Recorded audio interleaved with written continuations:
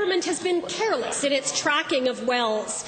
Companies have disappeared, and along with them any record of wells, the ownership, or the responsibility to clean them up. So this situation has left the responsibility to pick up the pieces to the extremely underfunded Orphan Well Association and ultimately the Alberta taxpayer. Yeah. So to the Minister of Energy.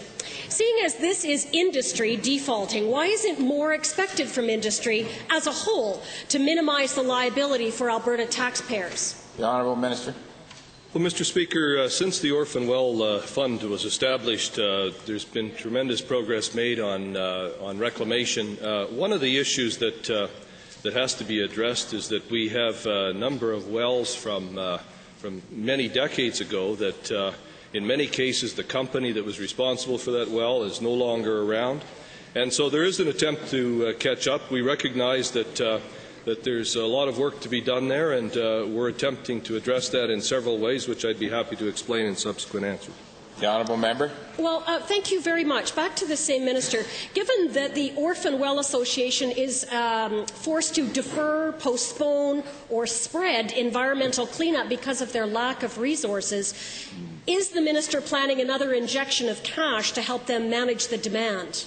The Honourable Minister. Well, Mr. Speaker, I think it's important to recognize, I think it was about 2 years ago where the government injected about $30 million into the Orphan Well Fund.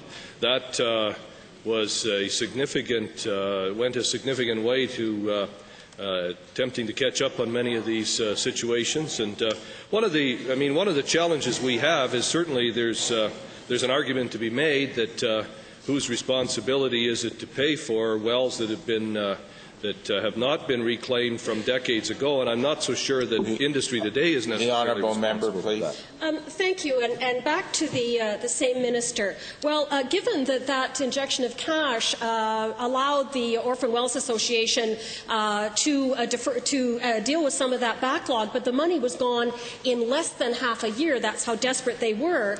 And when the government requires a level of security that doesn't even come close to the cost of reclamation, how can it argue it has the best interests of Alberta taxpayers at heart?